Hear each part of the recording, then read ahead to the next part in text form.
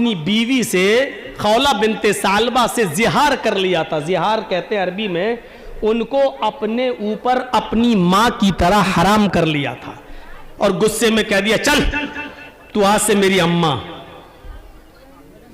انت علیہ کا زہر امی, آج سے تو مجھ پر میری ماں کی طرح حرام ہو گئی. جیسے میری ماں مجھ پر حرام ہے تو بھی نہیں چھوئیں گے تجھے, میرے قریب نہیں آنا بک. تو عرب کے اندر یہ دستور تھا, جب کوئی شخص اپنی بیوی کو یہ کہہ دیتا تھا کہ تو مجھ پر میری ماں کی طرح حرام, تو وہ حرام ہو جاتی تھی. اب شوہر اپنی بیوی سے مل نہیں سکتا تھا, بلکہ شوہر کے اوپر, پتی کے اوپر ضروری ہو جاتا تھا کہ وہ اس کی اب خدمت کرے, ماں کی طرح اس کی سیوا کرے. اب وہ اس سے مل نہیں سکتا تھا. غصے میں کہہ تو دیا, لیکن غصہ جب ٹھنڈا ہوا تو بہت پچھتائے. لیکن اب ہوتا کیا ہے, جب سارے راستے بند, تو اوس ابن صامت نے کہا اے خولہ تم اللہ کے نبی کے پاس جاؤ اور ان سے کہو میرے لیے کوئی راستہ نکالو. تو خولہ بنت ثعلبہ جب اللہ کے نبی کے پاس جاتی ہیں تو اللہ کے نبی نے بھی پوری بات سننے کے بعد فرمایا خولہ میرے پاس بھی تمہارے لیے کوئی راستہ نہیں ہے, تمہارے شوہر نے تمہیں اپنے اوپر حرام کر لیا ہے, تم ان سے دور رہو. کہا اللہ کے نبی اگر آپ ہمارے لیے راستہ نہیں نکالیں گے تو کون نکالے گا؟ آپ نے کہا اے اللہ کی بندی میرے پاس کوئی راستہ نہیں ہے, اب تم اپنے شوہر اپنے پتی پر حرام ہو چکی ہو, اب تم ان کے قریب نہیں جا سکتی ہو, جاؤ کوئی راستہ نہیں ہے. مایوس ہو گئی, پریشان ہو گئی, سوچنے لگی کہ جب نبی کے پاس راستہ نہیں نکلا تو کہاں راستہ نکلے گا. چلی وہ, اللہ کے نبی نے دروازہ بند کر دیا, مسجد نبی سے نکلتی ہے,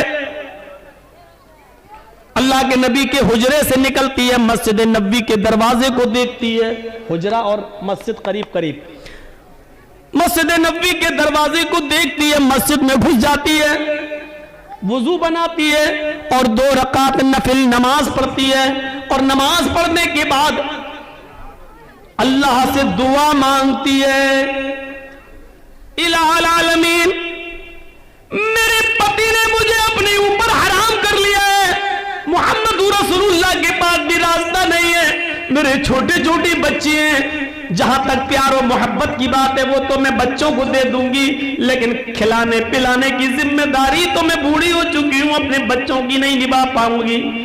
اے اللہ اس موقع پر مجھے میرے پتی کی سخت ضرورت ہے اور میرے پتی کو میری سخت ضرورت ہے, بڑھاپے میں دونوں ایک دوسرے کا سہارا ہوتے ہیں. اے اللہ اگر تو نے کوئی راستہ نہیں نکالا تو ہمارے لیے راستہ کون نکالے گا.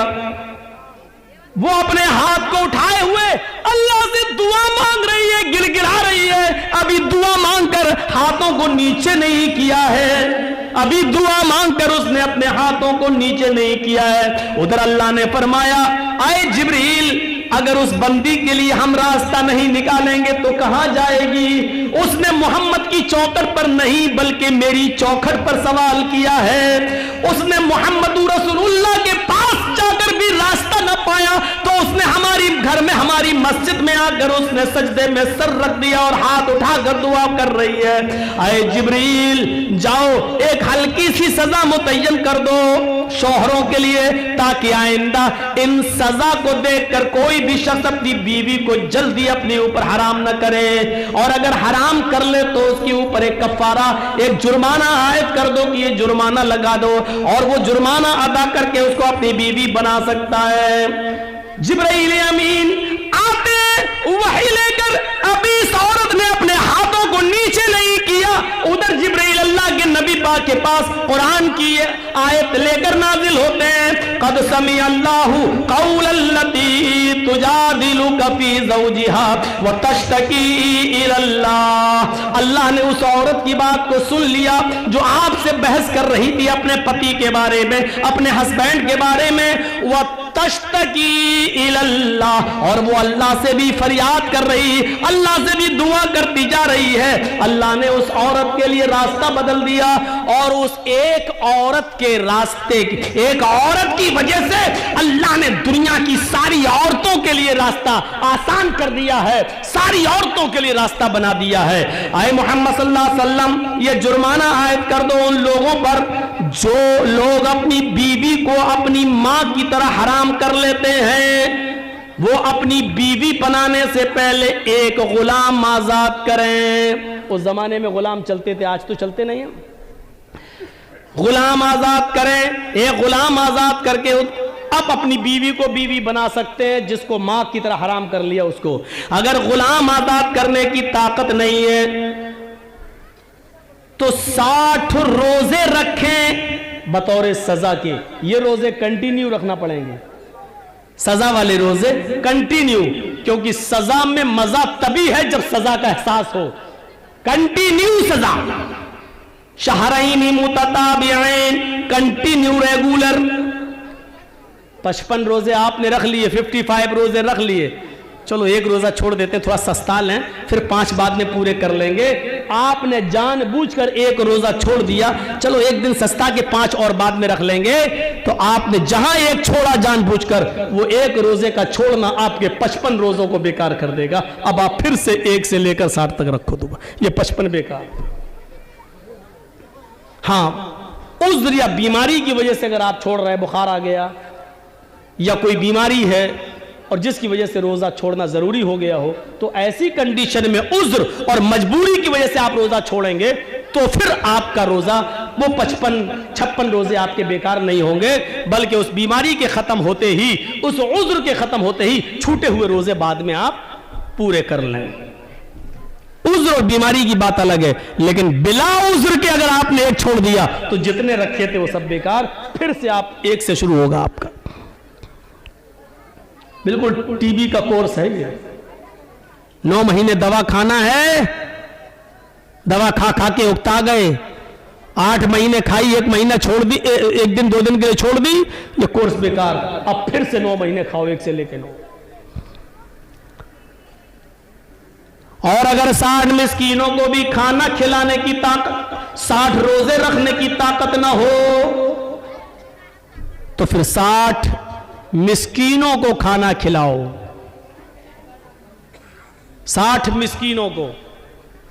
अब 60 मिस्कीनों को पेट भर के खाना चाहे एक ही बार 60 को बुलाकर खिला दो, या 10-10 करके 6 मर्तबा में खिला दो। आज 10 को खिला दो, कल 10 को खिला दो, परसों 10 को खिला दो, 10-10 करके 6 दिन में खिला दो, 5-5 करके 12 दिन में खिला दो, 1-1 करके 2 महीने में खिला दो 60 दिन। लेकिन जब तक 60 मिस्कीन पूरे नहीं हो जाएंगे तब तक आप अपनी बीवी से मिल नहीं सकते। मसला याद रखिएगा, ये मसले हैं जिनको हम मसाला समझ के खाए हुए बैठे हैं, ये मसले हैं।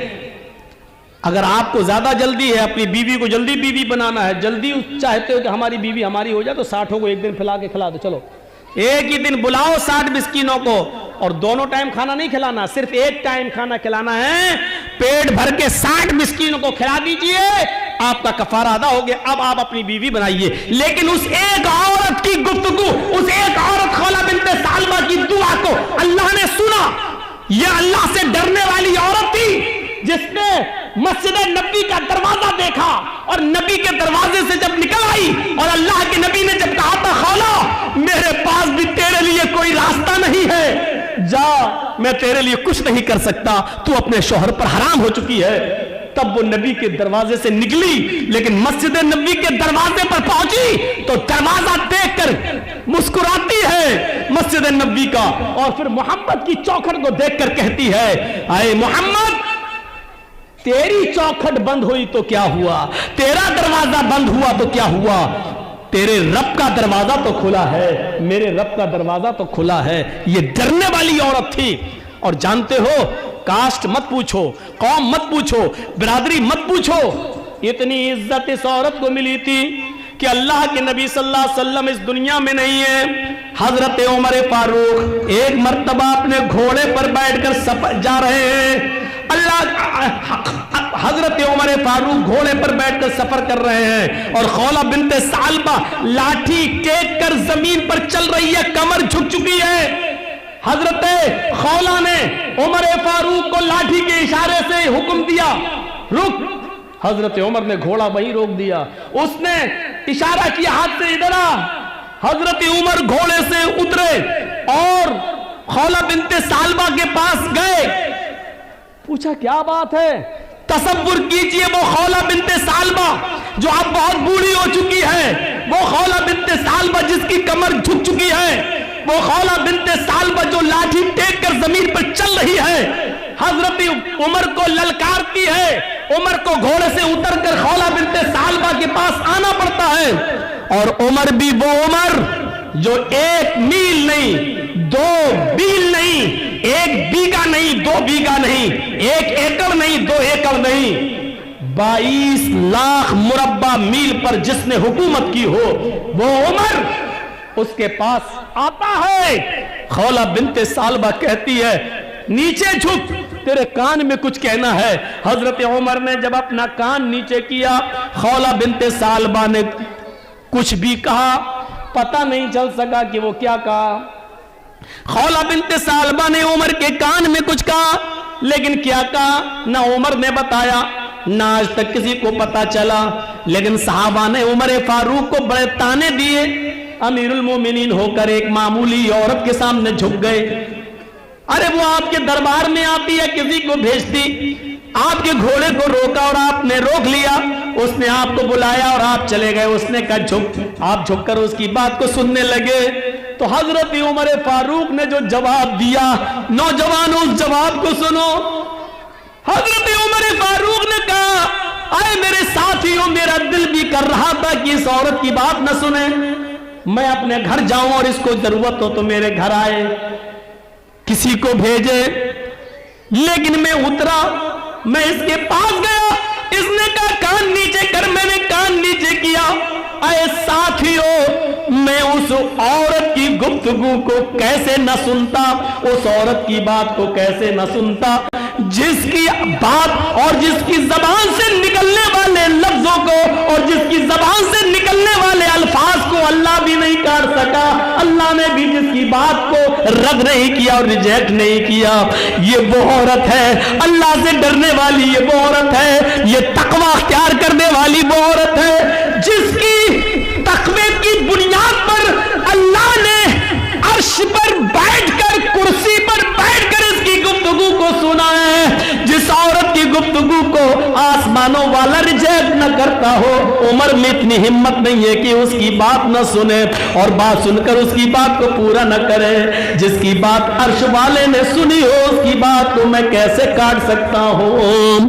یہ بزرگی تقوی کی بنیاد پر ملتی ہے، کوئی بڑا اور کوئی چھوٹا نہیں ہے، ہم سب، کوئی بھی کاشت کوئی بھی قوم، سب برابر ہیں۔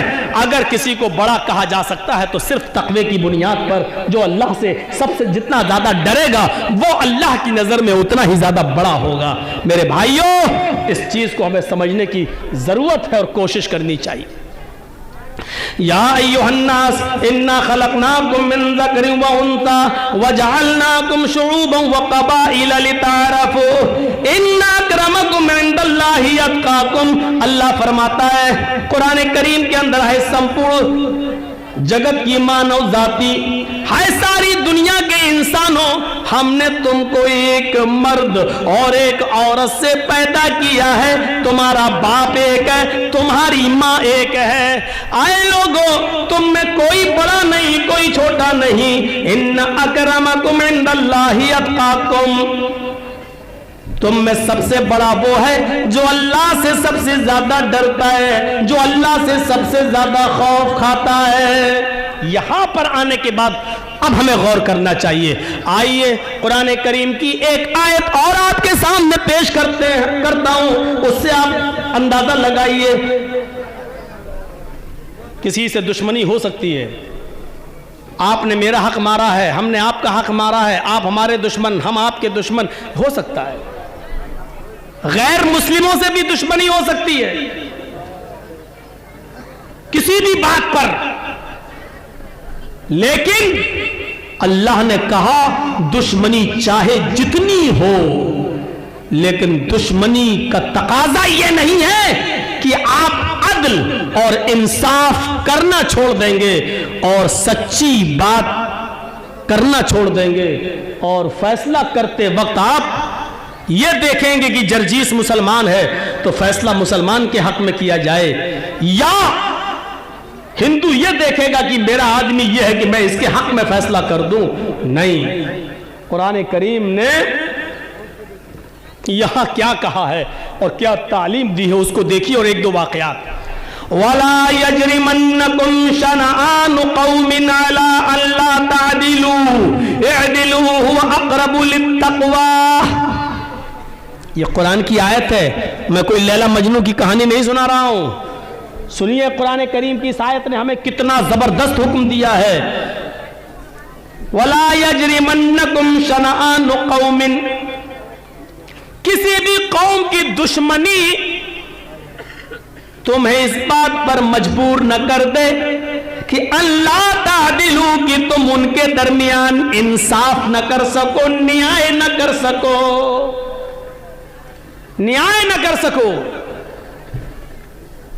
عدل و انصاف نہ کر سکو۔ اگر اس بات پر مجبور کر دیا تو سمجھ لو کہ آپ مومن نہیں ہیں، مسلمان ہیں، اور سامنے میرا دشمن ہے، اور جرجیس صاحب جج ہیں، جج کی کرسی پر بیٹھے ہیں، مسلمان ہیں، جج ہیں، لیکن میری کسی سے دشمنی ہے اور اتفاق سے اسی کا مقدمہ میری عدالت میں آ گیا ہے۔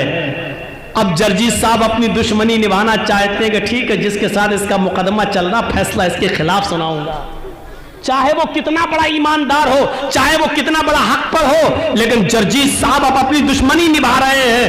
نہیں صاحب، زمین کا جھگڑا ہے، ٹھیک ہے، ہم کچھ نہ کچھ قانونی پوائنٹ نکال کر اس کو دے دیں گے، اس کو نہیں دیں گے، جیسے ہوا ہے سپریم کورٹ تک میں ہوا ہے۔ 1949 تک مسجد تھی، کوڈ مان رہی ہے۔ 1949 تک نماز پڑھی جاتی تھی، کوڈ یہ بھی مان رہی ہے۔ مسلمانوں نے مندر توڑ کر یہ مسجد نہیں بنائی، جو ہندو لوگوں نے دعویٰ کیا ہے کہ بابر نے مندر توڑ کر مسجد بنایا۔ کورٹ میں اس چیف جسٹس نے یہ بھی لکھا اس فیصلے میں کہ ہندو لوگ یہ ثابت نہیں کر پائے کہ مندر توڑ کر مسجد بنائی گئی، یہ بھی غلط ہے۔ مندر توڑ کر مسجد بنانا بھی ہندو لوگ ثابت نہیں کر پائے، یہ بھی کورٹ نے مانا۔ اور اتنے لمبے چوڑے فیصلے میں یہ ساری باتیں ماننے کے بعد پھر کہا چونکہ یہ کسی کی آستھا کا وشے ہے، چاروں طرف وہاں مندر ہی مندر ہے، اگر وہاں مسجد بن جاتی ہے تو بھجن اور گانوں کی آوازوں کی وجہ سے وہاں ہندو اور مسلم جھگڑے ہوتے رہیں گے برابر، کبھی ان کے بھجن کی آواز، کبھی ان کے مائکوں کی آواز، کبھی اللہ اکبر کی آواز اور کبھی ادھر منتروں کی آواز، لہذا یہ لڑائی اور جھگڑے کے سودے بنتے رہیں گے اور یہ جھگڑے کا ایک بنیاد بنے گی۔ لہذا اس جگہ کو ہندوؤں کو دی جاتی ہے کہ وہ اپنا مندر بنائیں، اور اس مسجد کو جو توڑی گئی ہے اور شہید کی گئی ہے، اس مسجد کو بنانے کے لیے مسلمانوں کو اسی ایودھیا میں دوسری جگہ 5 ایکڑ زمین دے دی جاتی ہے تاکہ وہاں جا کر وہ مسجد بنا لیں۔ یہ فیصلہ ہوا ہے۔ اب آپ اندازہ لگائیے، کیا یہ عدل اور انصاف ہے؟ کیا یہ نیائے ہے؟ جو دعوے تمہارے تھے کہ مندر توڑ کر مسجد بنائی گئی، کیا تم اس بات کو ثابت کر پائے؟ نہیں۔ مسلمانوں نے یہ ثابت کیا کہ 1949 تک نماز پڑھی جاتی رہی، مسلمانوں نے یہ ثابت کیا کہ 1949 تک وہ مسجد رہی، مسلمانوں نے یہ ثابت کیا کہ وہ مسجد تھی اور اس کو توڑا گیا اور شہید کیا گیا۔ لیکن پیارے ساتھیوں، اس کے باوجود فیصلہ کیا ہوتا ہے؟ اسی کو قرآن کہہ رہا ہے، وَلَا يَجْرِمَنَّكُمْ شَنَآنُ قَوْمٍ عَلَىٰ أَلَّا تَعْدِلُوا۔ لوگوں، اے مسلمانوں، تم ایسا مت کرنا आए मुसलमानों, तुम ऐसा मत करना कि किसी कौम की दुश्मनी तुम्हें इस बात पर मजबूर कर दे कि तुम उसके साथ इंसाफ की बात न कर सको, अदल की बात न कर सको, इंसाफ न कर सको। अदल होना चाहिए, अदल। आइए मैं आपको एक वाकया सुनाता हूं, जबरदस्त वाकया। हजरत अली रजी अल्लाह ताला अन्हु की ज़िरा खो जाती है। हजरत अली रजी अल्लाह ताला अन्हु की ज़िरा जानते हैं? नहीं जानते होंगे तो ऐसे बता दूं, लोहे की एक चादर नुमा कोई चीज़ होती थी जिसको गले में ऐसे डाल लिया जाता था और नीचे तक बनी होती थी, ताकि जंग में जब लड़ें और काफिरों के जब तीर आए तो मेरे जिस्म पर न लगे, उस लोहे की ज़िरा पर आए तो हमारे सीने में और हमारी पीठ पर न लगे, बल्कि उस ज़िरा से टकरा जाए। तो उसको पहन लिया जाता था। हमारे यहाँ उसकी दूसरी शक्ल होती है क्या, ब्लड प्रूफ जैकेट। वो ज़िरा थी। हजरत अली की वो ज़िरा खो गई। ढूंढते रहे, तलाश करते रहे, वो ज़िरा नहीं मिली। और 6 महीने के बाद वो ज़िरा एक यहूदी के पास देख ली हजरत अली ने। हजरत अली उसके पास गए और कहने लगे, यहूदी का क्या, ये ज़िरा किसकी है? यहूदी ने कहा, ये तो मेरी है। हजरत अली ने कहा, तुम झूठ बोल रहे हो, ये ज़िरा मेरी है। उसने कहा, देखो अमीरुल मोमिनीन, हजरत अली अमीरुल मोमिनीन हैं, हजरत अली खलीफा हैं। उसने क्या कहा, अमीरुल मोमिनीन आप गलत बोल रहे हैं। हजरत अली ने कहा, मैं गलत बोल रहा हूं? कहा, इस अच्छी और खूबसूरत ज़िरा को देखकर आपकी नीयत खराब हो रही है। हजरत अली ने कहा, मेरी नीयत खराब नहीं हो रही, ये ज़िरा मेरी है। ये बताओ कि तुम मुझे ईमानदारी के साथ, इंसानियत के साथ ये ज़िरा दे रहे हो या नहीं दे रहे हो, या फिर मैं तुम्हारे खिलाफ मुकदमा दायर कर दूं। ये क्या हो रहा भाई?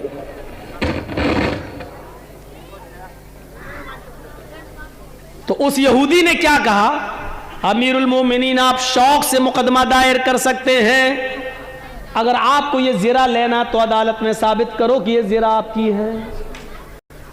यहूदी को भी पता नहीं क्या था कि वो देखना चाह रहा था कि हजरत अली देखें अपना हुक्म चला कर लेते हैं या कानून इनके लिए भी है। इनकी किताब कुरान कहती है तो क्या वो खुद उस पर अमल भी करते हैं या नहीं करते हैं। हजरत अली ने मुकदमा दायर कर दिया कि मेरी ज़िरा खो गई है और वो ज़िरा मैंने एक यहूदी के पास 6 महीने के बाद देखी है, लिहाजा उस यहूदी से वो ज़िरा मुझे दिलवाई जाए। और ये फैक्ट है, ये हकीकत है कि वो ज़िरा अली की थी। अली कैसे झूठ बोलेंगे, उन्हीं की थी।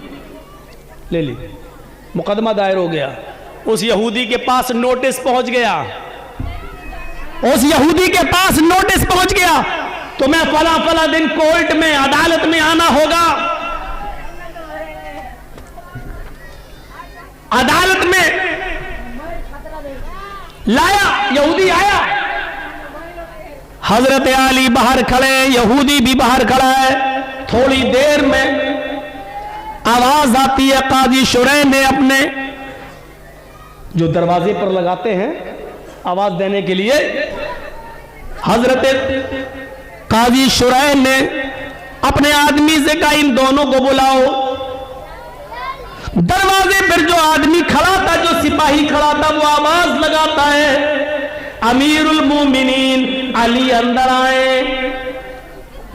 काजी शुरैह टोकते हुए कहते हैं, आए सिपाही, आवाज ये लगाओ, अली कटघरे में आए, अमीरुल मोमिनीन का लफ्ज मत लगाओ, क्योंकि हजरत अली इस वक्त कोर्ट में आ रहे हैं और अदालत के अंदर ये ताजीमी जुमले नहीं कहे जाते हैं। इन जुमलों के कहने से कोर्ट के ऊपर फर्क पड़ता है। यहां मैं फैसला सुना रहा हूं, ये नहीं देख रहा हूं कि अली कौन है, खलीफा है, क्या है, मुझे इससे कोई मतलब नहीं है। यहां इंसाफ के लिए आए हैं, यहां इंसाफ होगा, लिहाजा अली के साथ अमीरुल मोमिनीन का लफ्ज नहीं लगाया जाए। आए अली, अंदर आइए। अंदर आए, चलिए وہ کٹگھرا ہے، وہاں کھڑے ہو جائیے۔ امیر المومنین، امیر المومنین کہاں کھڑے ہیں؟ کٹگھرے میں۔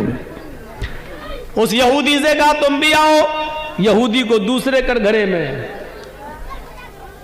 فیصلہ اسی دن